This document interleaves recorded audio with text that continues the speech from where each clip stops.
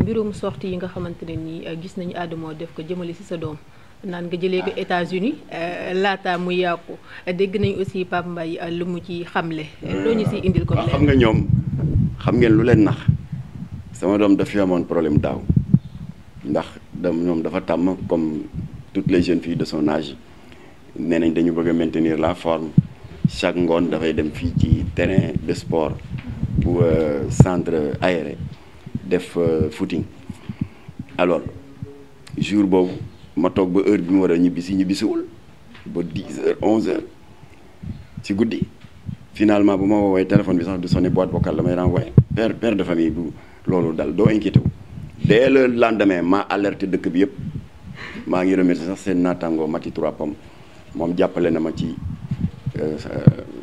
tasaare message bi ndax ku am looy nëbb doo alerté bëgguma nag comme natt bi ni mu dalee ñenn ñi nga xam ne am na ñuy toog 10 jours 15 jours du ñu gis seen doom du ñu xam sax fu mu ne man nag 24 heures rek laa ko ñàkk gis rek yëngal dëkk bi ça veut dire qu'il y a des règles chez moi. Alors yemuma ci loolu ma déposé une déclaration de disparition auprès du commissaire de la sûreté urbaine mu ngi may dégg Bara Sankaré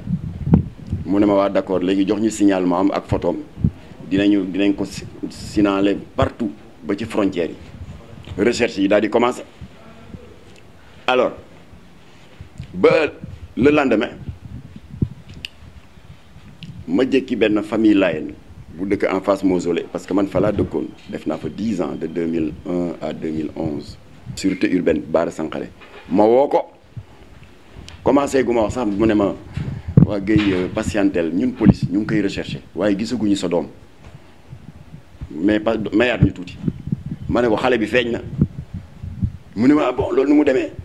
ma ne ko mu ngi nii ma daal di ko expliquer lii ma leen expliquer ci famille Layène ba mu nekkoon mu ne waa mais indil ma ko ma wax ak moom parce que man je dois boucler mon rapport là maa dugal xale bi ci oto taxi lañ jël yóbbu ko ca yoon ba chauffeur bi jàpp RFM ma dégg le lieutenant Diassé Dioum porte-parole police te maa ngi nii kat togg xale bi oto baa ngay dem jëm police mu naan waaw alors xale bi feeñ na du woon nag enlèvement ku la wax waxi enlèvement ça se voit qu'il ne s'est même pas donné la peine de lire ma déclaration dama ne ma fille a disparu déclaration de perte la woon de disparition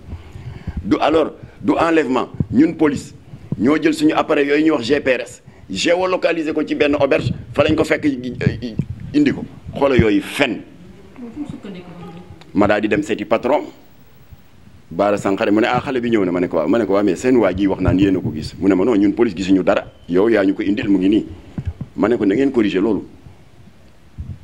mu ne ma kookan la ma ne ko le lieutenant Diassé Dioum porte-parole de la police nee na yéen a géolocalisé xale ci auberge indi ko te ay fen la ndax xale bi maa ngi nii di la ko doog a indil mu ne waaw fekk bi ma taximan bi di tegal loolu man jël naa sama téléphone tamit enregistré ko ma jël audio bi jox ko le commissaire Bara Sankaré mu déglu ko ne ma kii lu tax muy wax lii ma ne ko il faut corriger ça parce que ay fen la man maa la ko indil waaye yéen géolocalisé leen tous te police nga may dégg c'est un mensonge de dire que c'est la police qui a géolocalisé ma fille dans une auberge ay fen la maa ngi koy répété te wax naa ko le patron du porte-parole de la police muy le commissaire Bara Sankaré mu ne waaw on va corriger ma ne ko boo leen ko corrigé wul dinaa woote point de presse ndax du ma nangu ngeen yàq suma der te ay fen la bàyyu xale bi parce que le lieutenant Diassé Dioum je connais pas ses motivations mais bàyyu xale bi bu dee combat bi muy def am na ñu mu neexul mais na ngeen am le courage de l'affronter à visage découvert mais c'est lâche ngeen essayer pour jot ko ruq bu ne corruption jàllul yónni ngeen fi ay caga pour ñu piéger ma via WhatsApp jàllul jox nit ki oto yàlla dimbali ma ci ma gàntal ñu ne kii kat comme que lamb nañ ko ci ruq bu ne ma ne ko je parle pas de la police mais des lobbies comme que lamb nañ ko ci ruq bu ne kiiwul kon nañu attaquer le maillon faible muy sa fille c'est lâche ndax xale bi yoonam newul ci combat yi bàyyam dina ngeen fenal ko ne da ngeen ko fekk ci auberge alors léegi nag ba coow loolu amee par heureuse coïncidence seen naataango Baba Aïdara nekkoon le correspondant de RFM aux États-Unis fekk daf fi ñëwoon par hasard seet si ay waajuram en vacances alors moom mu dégg coow li dal di ñëw jaar fi seet si ma daal di ma def une proposition foofu la piégé góor jigéen ñi nag mu ne ma waaw Makhtar xale bi daal il faut tout faire pour l'éloigner des champs de bataille de son père man dama la bëggoon proposer te waxtaan naa ci ak suma jabar man Baba Aïdara xale bi ñëw eggali njàngam États-Unis sama soxna dana ko héberger foofu à New Jersey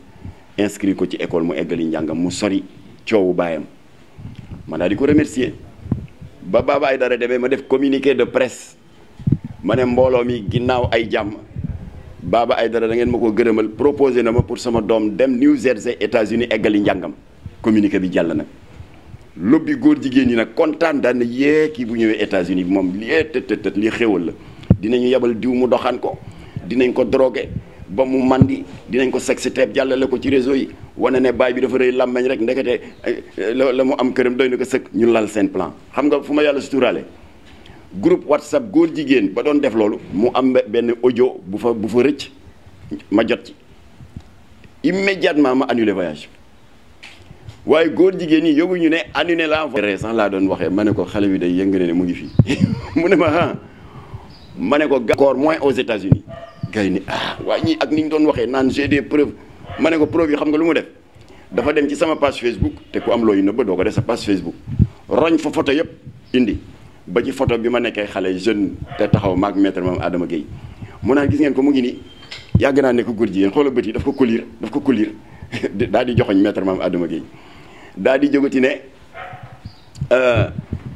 Jamra moo créé Enda Santé xam nga ñàkk jàng ak teel a daw école baaxul ndekete benn texte bu Jamra def ñu tuddee ko le petit bilan de Jamra wax suñu diggante ak Enda moom li mu xamul ci njàkk jàngam Enda Santé c'est un démembrement de Enda Tiers Monde te Jamra yàgg na di liggéey ak Enda Tiers Monde def nañ ay marches contre la tuberculose contre le paludisme Eva Marie Coll Seck sax ancienne ministre de la santé en sait quelque chose ak yooyu nee na ñun ñoo ko créé Enda nekk ngandam multinational di yore yi milliards Jamra dafa am boobu ma xam yépp acharnement ak une haine roñ la ne sama page Facebook di jël par photo bu fene fen ba mu tooy xeb teg jël beneen alors gars yi ne ma yooyu doo ko démentir ma ne non comme que fen wu mag bi 10 ans que sama doom a nga États-Unis te mësul génn Sénégal waaw comme que fen wu mag boobu màbba na day ànd ak fen yu mag yu sew yëpp màbba alors ma ne kon nag piège bi réussir na maa ngi ciy sant yàlla dama leen nëbboon ne xale bi annulé naa voyage bi xamuñu ko woon maa annulé voyage bi mujjul dem xale baa ngi fii waaw xam naa léegi mu romba leen sax parce que dafa jàngi woon elle suit des cours de marketing et d'événementiel quelque part xam naa léegi mu ñëw romba leen fii gis ngeen day déggatoo leen de ana góor jigéen yi punkalum góor jigéen boobu xeesal ba weex tàll dina sama doom ak États-Unis ak beneen góor jigéen bi bori tuñ yi ba mu xonq cuy tey jaabante Italie ak Allemagne ana ñu déggatoo leen de ma def noonu nee nañ xale baa ngi États-Unis xale baa ngi fii mësul voyage mu ngoog loolu leer na donc dañuy terminer ak Rangou gis nañu sortie ba mu defaat di wax ne ba waraaye defaat soit di privé daf koy def te aussi lu ñu koy tuumaal nekkul ci moom dafay liggéey am na yoo xamante ne nii mu ngi siy yëngu waaye nanguwu koo wax ba xam ndax yéen heure bu defaatee soirée privée da ngeen di topp comme ni nga ko doon toppee da ngeen di jógaat di koy topp ci yoon ak li ni mel. waaw Rangou jot naa vidéo bi ci interview bi mu defoon ci seen naataango DTV au micro de Soxna Zeynab Bamba voilà man nag as gor laa ndax. ba mu fi yëkkate kaddu yu jéggi dayo yooyu ne pa Jamra bii amul lu mu wax du gëj suma kër ma di ko suppu kànjal di ko defal ay njaru soow di ko présenté samay copain góor jigéen maanaam li Jamra di xeex yëpp daal alors xam nañ li ko ci naroon fekk gis ngeen ne sa ëllëg sa def na vidéo doon jéggalu après ci laa dem ca commissariat ma ne ana suñu plainte ba ñu déposé woon contrat ñu ne mu ngi fi ma ne dimbali leen ma ngeen xotti ko ñu ne ma ma ne parce que ñu bari dañ ma woo ne ma yéen Jamra da ngeen di woote diine kii tooñ na jéggalu na te yàlla ku ko jéggalu sax mu jéggal la ma ne woo kon jéggal naa ko moo tax maa ngi préciser ne le fait que mu tëdd kaso du man de